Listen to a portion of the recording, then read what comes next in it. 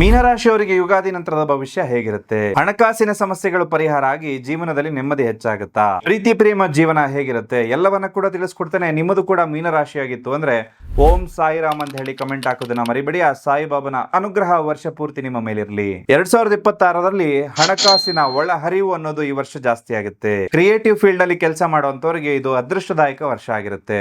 ನೀವು ಎಕ್ಸ್ಪೆಕ್ಟೇ ಮಾಡಿರಲ್ಲ ಅಂತ ವ್ಯಕ್ತಿಯಿಂದ ಫೈನಾನ್ಷಿಯಲ್ ಸಪೋರ್ಟ್ ನಿಮಗೆ ಸಿಗುತ್ತೆ. ಸೇವಿಂಗ್ಸ್ ಮಾಡುವ ಒಂದು ಅಭ್ಯಾಸವನ್ನ ರೂಢಿಸ್ಕೊಳ್ಳಿ. ನಿಮ್ಮ ಸ್ಪಿರಿಚುವಲ್ ಜರ್ನಿ ಈ ವರ್ಷ ಪ್ರಾರಂಭ ಆಗುತ್ತೆ. ನಿಮ್ಮ ರಿಲೇಶನ್ಶಿಪ್ ನಲ್ಲಿ ಒಂದು ಎಮೋಷನಲ್ ಬಾಂಡಿಂಗ್ ಅನ್ನೋದು ಸ್ಟ್ರಾಂಗ್ ಆಗುತ್ತೆ. ಆಗಸ್ಟ್ ನಂತರದಲ್ಲಿ ರಿಲೇಶನ್ಶಿಪ್ ಅಲ್ಲಿ ಸಮಸ್ಯೆಗಳು ಕೂಡ ಬರಬಹುದು. ಜಾಬ್ ಮಾಡ್ತಾ ಇರುವಂತವರಿಗೆ ಸ್ವಲ್ಪ ಸ್ಲೋ ಗ್ರೋತ್ ಇರುತ್ತೆ. ಬಿಸ್ನೆಸ್ ಮಾಡ್ತಾ ಇರುವಂತವರಿಗೆ ಫಾರಿನ್ ಕ್ಲೈಂಟ್ಸ್ ಇಂದ ಲಾಭ ಇರುತ್ತೆ. ತುಂಬಾ ಎಮೋಷನಲ್ ಆದಾಗ ಯಾವುದೇ ಡಿಸಿಷನ್ಸ್ ತಗೋಬೇಡಿ. ನಿಮಗೆ ಕಾಲಿಗೆ ಸಂಬಂಧಪಟ್ಟಂತಹ ಗಾಯಗಳು ಈ ವರ್ಷ ಆಗ್ಬಹುದು. ಸ್ವಲ್ಪ ಎಚ್ಚರಿಕೆಯಿಂದ ಇರಿ. ಯಾರಿಗೂ ಕೂಡ ಫೇಕ್ ಪ್ರಾಮಿಸ್ ಅನ್ನ ಈ ವರ್ಷ ಮಾಡಬೇಡಿ. ನಿಮ್ಮದು ಕೂಡ ಮೀನರಾಶಿಯಾಗಿದ್ದು ಇನ್ನೂ ಕೂಡ ನಿಮ್ಮ ರಾಶಿ ಅನುಗುಣವಾಗಿರುವ ಕ್ರಿಸ್ಟಲ್ ನ ನೀವು ಧರಿಸಿಲ್ಲ ಅಂದ್ರೆ ಈ ಕೂಡಲೇ ಧರಿಸ್ಕೊಳ್ಳಿ. ಇದರಿಂದಾಗಿ ನಿಮ್ಮ ಆರೋಗ್ಯ, ವ್ಯಾಪಾರ, ವ್ಯವಹಾರ, ಲವ್ ಲೈಫ್ ಎಲ್ಲವೂ ಕೂಡ ಸಮಸ್ಯೆಗಳಿಂದ ತುಂಬಿದ್ರೆ ಪರಿಹಾರ ಆಗುತ್ತೆ.